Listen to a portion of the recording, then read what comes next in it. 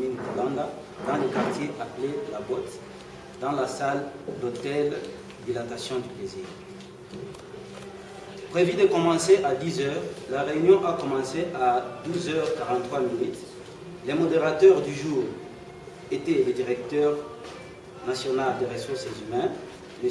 Christian Iringa, qui présente des excuses de retard de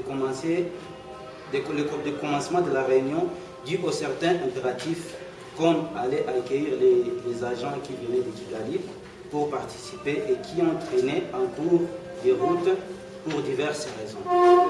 Après ces excuses accordées par une assemblée de 50 personnes, la réunion commence par une prière animée par M. Kizito Boulindi, qui est le chef de département adjoint du département des services sociaux. On passe à la présentation, on est passé directement à la présentation individuelle de chacun. Puis, le modérateur annonce le point inscrit à l'ordre du jour. Dans celui-ci figurent 3 points à savoir: remarques aux agents et acquisition d'une lettre de rappel, restitution, évolution des travaux, présentation générale du matériel logistique en possession, et enfin le 3e point qui était le point divers. Les modérateurs donnent parole au coordonnateur national qui expose sur les premiers points. Dans celui-ci, les coordonnateurs donnent certaines remarques sur le comportement de beaucoup d'agents, entre autres, manque de confiance à tout ce qu'on est en train de faire, ne pas répondre aux mails envoyés par la coalition financement et leur écrire ou appeler sans être autorisé. Calomnier les coordonnateurs auprès des agences nationales des renseignements, par exemple l'ANR. Le coordonnateur a dit qu'il y a beaucoup de gens avec qui on est, mais ne sont pas sûrs de ce qu'on est en train de faire. Il a dit que tout le monde est libre et que celui qui ne croit pas peut toujours quitter, car le fait que les gens se rencontrent pour discuter négativement sur l'organisation montre que tôt ou tard, ils créeront des problèmes. Ce manque de confiance se manifeste aussi dans le non-engagement des travaux, comme ne pas honorer les promesses de contribution pour l'avancement des travaux. Beaucoup se sont défendus en disant que c'est la pauvreté qui fait qu'ils ne parviennent pas à contribuer. Idée rejetée par d'autres qui diront que ce n'est pas correct, car au moins tout le monde mange chaque jour, achète des produits de première nécessité pour la survie, etc.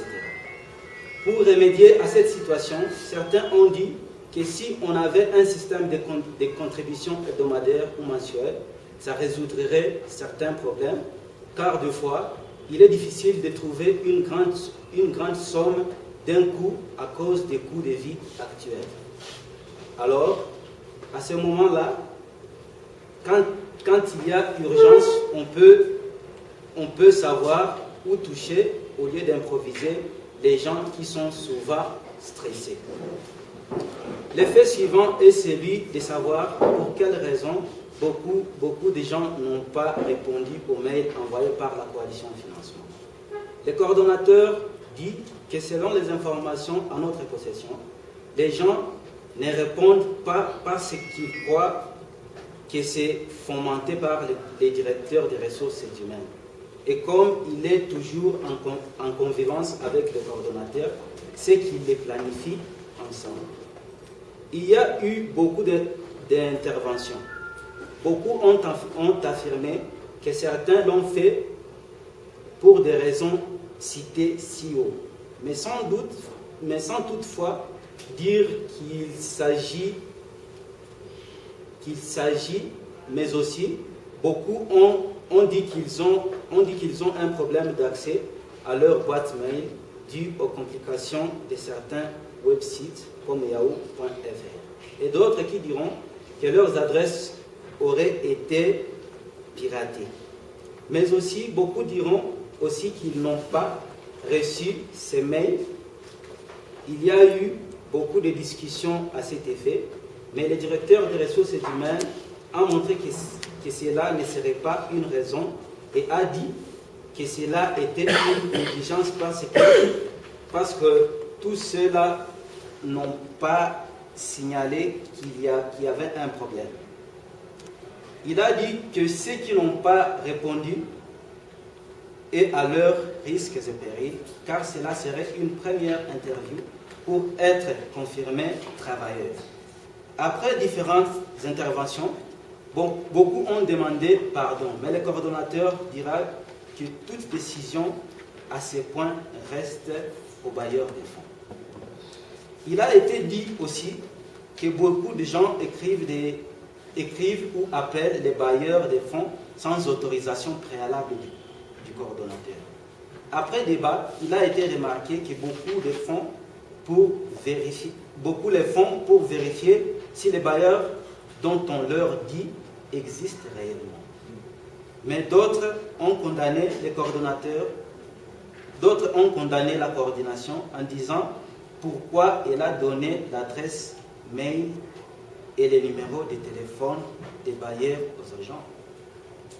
Et à celle-ci de répondre que ce sont les bailleurs eux-mêmes qui l'ont fait, mais avec une condition qui est, si les gens écrivent ou appellent, ils doivent être autorisés et doivent réserver copie au moins au coordonnateur. En ce qui concerne la calomnie faite à la coordination, le coordonnateur national s'est montré indigné par le comportement et a noté que les mauvaises graines sont dans les bornes et qu'à notre niveau, nous devons chercher à les écarter avant le temps. Il a montré